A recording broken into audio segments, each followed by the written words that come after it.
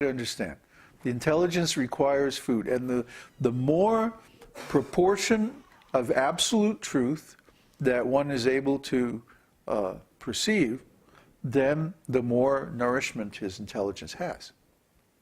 See? Lies are like poison for the intelligence. Lies make us stupid. See? If you want to make somebody stupid and confused and unable to act, where their intelligence becomes paralyzed, just feed them lots of lies. That's why we advise people not to read the news or not to watch television too much. And on the contrary, if one has a daily diet of absolute truth, then one's intelligence becomes very sharp. The intelligence becomes strong. The mind becomes quick and agile and clear. And one can understand what is true and what is not true, what is real and what is not real, what exists and what is Maya. This is the process. This is the process. So by nourishing our intelligence with absolute truth, we come to the platform of being able to distinguish between reality and illusion. Isn't that one of the mantras in Ishopanishad? You know that mantra? I think about one should study the process.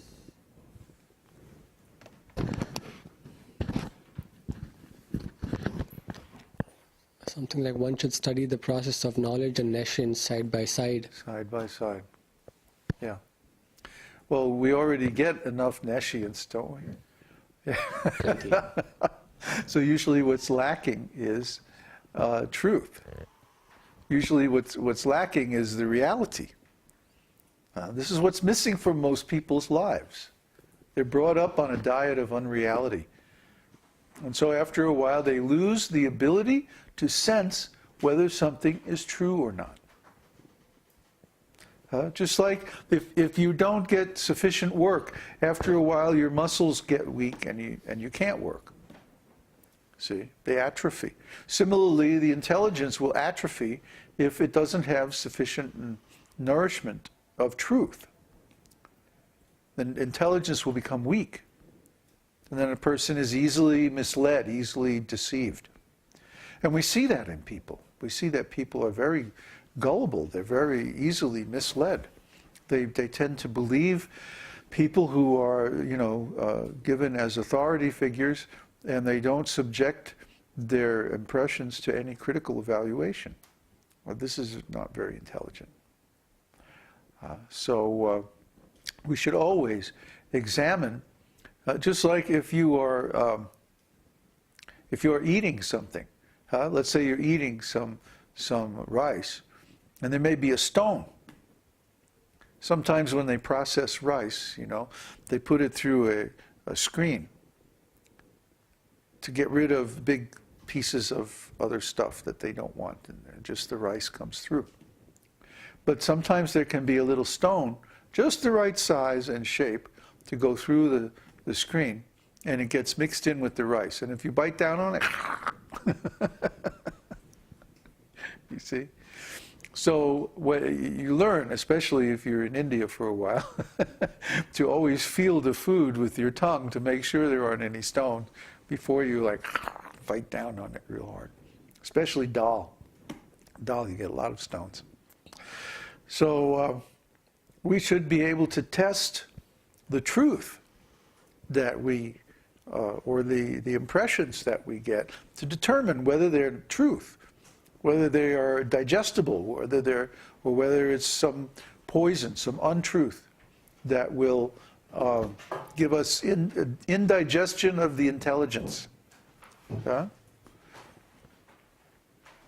So this requires absolute truth. This requires perfect intelligence. This requires advanced knowledge.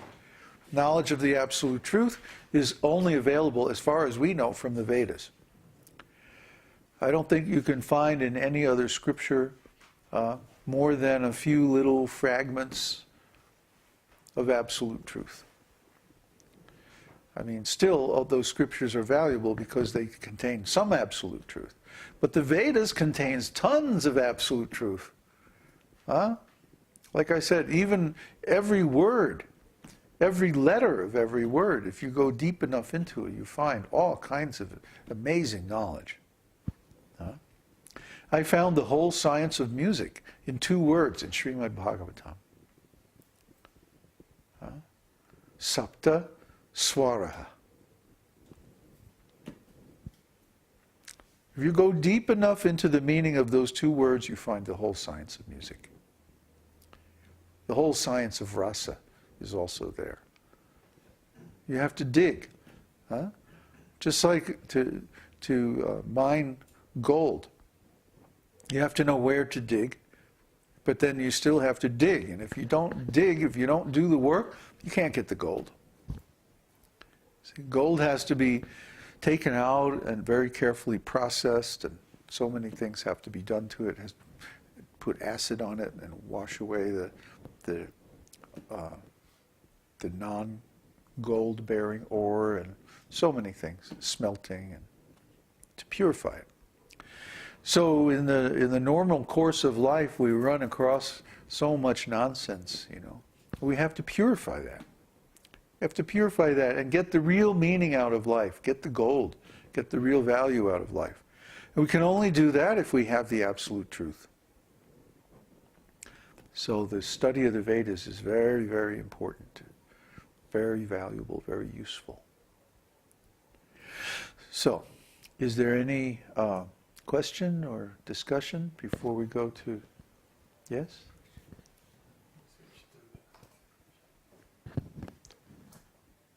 Does the absolute truth have the property that even if we study one shloka or one verse or some part of the absolute truth, the entire absolute truth is contained within that part? Yeah, it's fractal.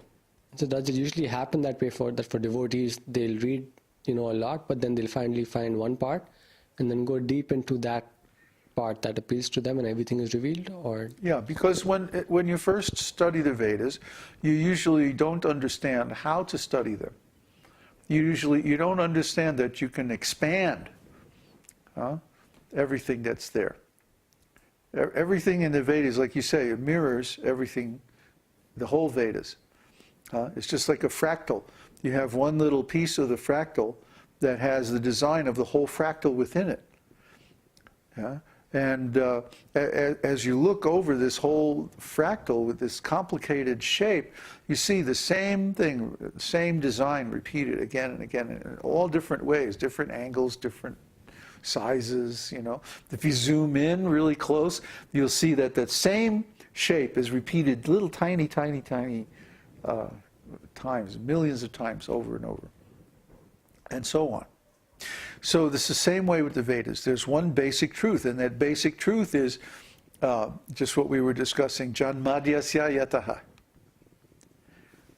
Janmadyasya yataha. Everything that is created is coming from the source, yataha, that Brahma. The first sutra is Atato Brahma Jignasa. Right? Let us now inquire into this absolute truth, Brahma. What is this Brahma? Janmadyasya yata. Yeah. That from which everything has come. Or actually, he from whom everything has come. Yataha. See, the use of the word yataha indicates a person, not a thing. Brahman is not impersonal. The Supreme Brahman is a person. Let's inquire into this person from whom everything has come, has taken birth. Janma.